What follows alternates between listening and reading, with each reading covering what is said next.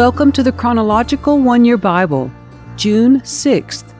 Today's reading is Ecclesiastes chapter 1, verse 12 through chapter 6, verse 12.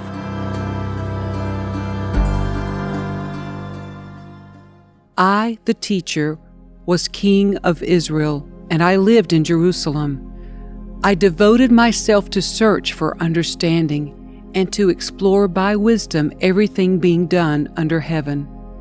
I soon discovered that God has dealt a tragic existence to the human race.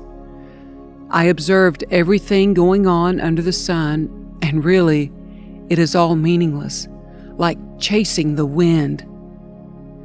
What is wrong cannot be made right. What is missing cannot be recovered. I said to myself, "Look, I am wiser than any of the kings who ruled in Jerusalem before me. I have greater wisdom and knowledge than any of them." So I set out to learn everything from wisdom to madness and folly. But I learned firsthand that pursuing all this is like chasing the wind. The greater my wisdom, the greater my grief. To increase knowledge only increases sorrow. I said to myself, "Come on, let's try pleasure. Let's look for the good things in life." But I found that this too was meaningless. So I said, "Laughter is silly. What good does it do to seek pleasure?" After much thought, I decided to cheer myself with wine, and while still seeking wisdom, I clutched at foolishness. In this way, I tried to experience the only happiness most people find during their brief life in this world. I also tried to find meaning by building huge homes for myself and by planting beautiful vineyards. I made gardens and parks, filling them with all kinds of fruit trees. I built reservoirs to collect the water to irrigate my many flourishing groves. I bought slaves, both men and women, and others were born into my household. I also owned large herds and flocks, more than any of the kings who had lived in Jerusalem before me. I collected great sums of silver and gold, the treasure of many kings and provinces. I hired wonderful singers, both men and women, and had many beautiful concubines. I had everything a man could desire. So I became greater than all who had lived in Jerusalem before me, and my wisdom never failed me. Anything I wanted, I would take. I denied myself no pleasure. I even found great pleasure in hard work, a reward for all my labors. But as I looked at everything I had worked so hard to accomplish, it was all so meaningless, like chasing the wind. There was nothing really worthwhile anywhere. So I decided to compare wisdom with foolishness and madness, for who can do this better than I, the king? I thought, wisdom is better than foolishness, just as light is better than darkness, for the wise can see where they are going, but fools walk in the dark. Yet I saw that the wise and the foolish share the same fate.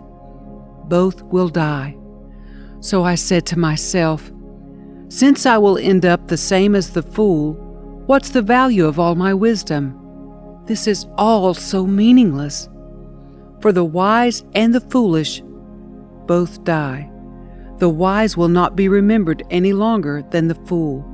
In the days to come, both will be forgotten.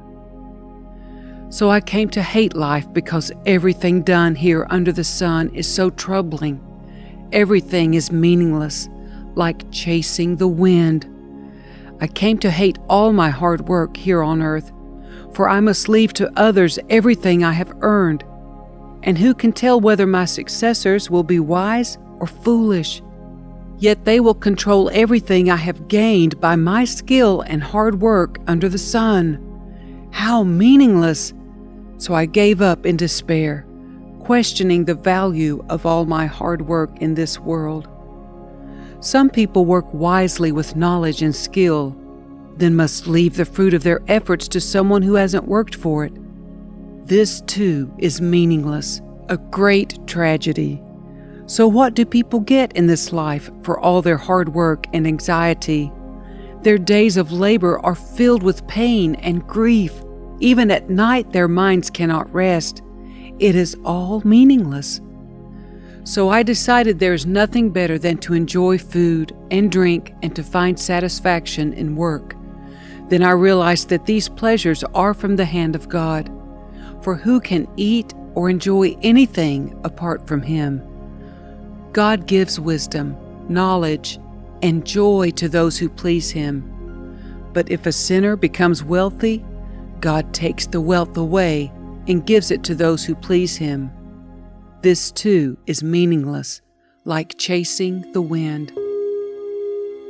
For everything there is a season, a time for every activity under heaven, a time to be born and a time to die, a time to plant and a time to harvest, a time to kill and a time to heal, a time to tear down and a time to build up, a time to cry and a time to laugh, a time to grieve and a time to dance, a time to scatter stones and a time to gather stones, a time to embrace and a time to turn away, a time to search and a time to quit searching, a time to keep and a time to throw away,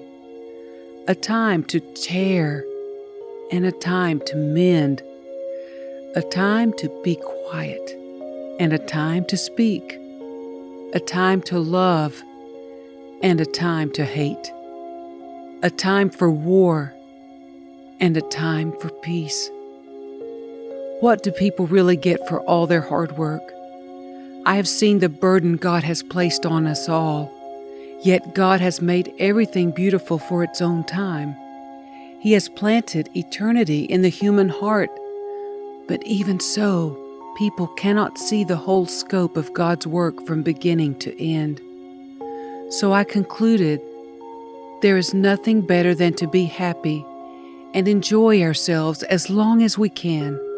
And people should eat and drink and enjoy the fruits of their labor, for these are gifts from God.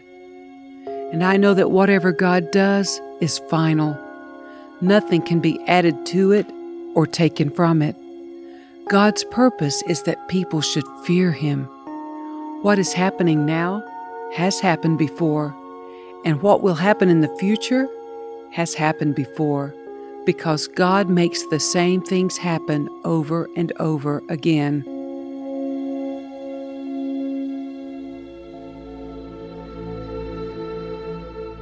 I also noticed that under the sun there is evil in the courtroom. Yes, even the courts of law are corrupt. I said to myself, in due season God will judge everyone, both good and bad, for all their deeds. I also thought about the human condition, how God proves to people that they are like animals. For people and animals share the same fate. Both breathe and both must die. So people have no real advantage over the animals. How meaningless. Both go to the same place. They came from dust and they return to dust. For who can prove that the human spirit goes up and the spirit of animals goes down into the earth? So I saw that there is nothing better for people than to be happy in their work. That is our lot in life, and no one can bring us back to see what happens after we die. Again, I observed all the oppression that takes place under the sun. I saw the tears of the oppressed, with no one to comfort them. The oppressors have great power, and their victims are helpless. So I concluded that the dead are better off than the living. But most fortunate of all are those who are not yet born, for they have not seen all the evil that is done under the sun. Then I observed that most people are motivated to success because they envy their neighbors. But this too is meaningless, like chasing the wind. Fools fold their idle hands, leading them to ruin. And yet, better to have one handful with quietness than two handfuls with hard work and chasing the wind. I observed yet another example of something meaningless under the sun.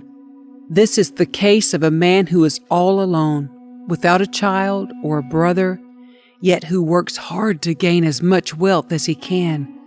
But then he asks himself, "Who am I working for? Why am I giving up so much pleasure now?" It is all so meaningless and depressing. Two people are better off than one, for they can help each other succeed. If one person falls, the other can reach out and help. But someone who falls alone is in real trouble. Likewise, two people lying close together can keep each other warm. But how can one be warm alone? A person standing alone can be attacked and defeated, but two can stand back to back and conquer. Three are even better, for a triple braided cord is not easily broken. It is better to be a poor but wise youth than an old and foolish king who refuses all advice. Such a youth could rise from poverty and succeed. He might even become king, though he has been in prison. But then everyone rushes to the side of yet another youth who replaces him. Endless crowds stand around him, but then another generation grows up and rejects him too. So it is all meaningless, like chasing the wind. As you enter the house of God, keep your ears open and your mouth shut. It is evil to make mindless offerings to God. Don't make rash promises and don't be hasty in bringing matters before God. After all, God is in heaven and you are here on earth. So let your words be few. Too much activity gives you restless dreams. Too many words make you a fool. When you make a promise to God, don't delay in following through, for God takes no pleasure in fools. Keep all the promises you make to Him. It is better to say nothing than to make a promise and not keep it. Don't let your mouth make you sin, and don't defend yourself by telling the temple messenger that the promise you made was a mistake. That would make God angry, and He might wipe out everything you have achieved. Talk is cheap, like daydreams and other useless activities. Fear God instead. Don't be surprised if you see a poor person being oppressed by the powerful, and if justice is being miscarried throughout the land. For every official is under orders from higher up, and matters of justice get lost in red tape and bureaucracy.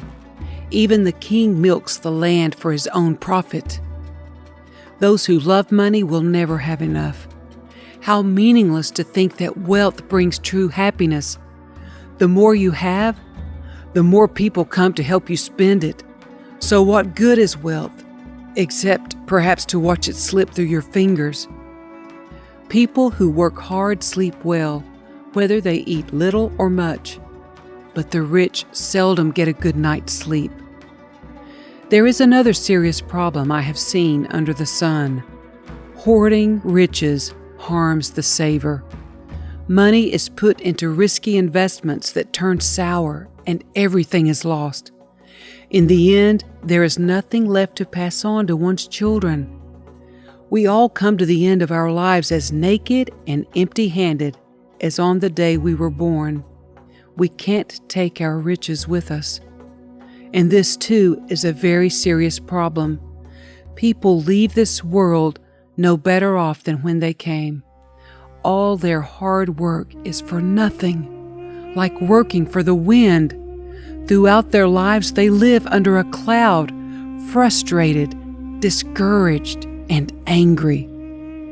Even so, I have noticed one thing at least that is good.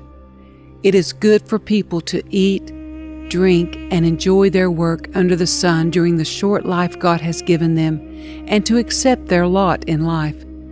And it is a good thing to receive wealth from God, and the good health to enjoy it. To enjoy your work and accept your lot in life, this is indeed a gift from God. God keeps such people so busy enjoying life that they take no time to brood over the past.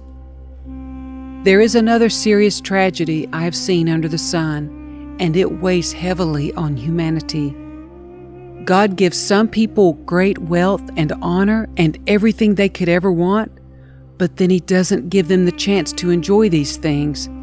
They die, and someone else, even a stranger, ends up enjoying their wealth. This is meaningless, a sickening tragedy. A man might have 100 children and live to be very old, but if he finds no satisfaction in life and doesn't even get a decent burial, it would have been better for him to be born dead. His birth would have been meaningless, and he would have ended in darkness. He wouldn't even have had a name, and he would never have seen the sun or known of its existence. Yet he would have had more peace than in growing up to be an unhappy man. He might live 1,000 years twice over, but still not find contentment. And since he must die like everyone else, well, what's the use? All people spend their lives scratching for food, but they never seem to have enough. So are wise people really better off than fools? Do poor people gain anything by being wise and knowing how to act in front of others? Enjoy what you have rather than desiring what you don't have. Just dreaming about nice things is meaningless, like chasing the wind. Everything has already been decided. It was known long ago what each person would be. So there's no use arguing with God about your destiny. The more words you speak, the less they mean. So what good are they? In the few days of our meaningless lives, who knows how our days can best be spent? Our lives are like a shadow. Who can tell what will happen on this earth after we are gone?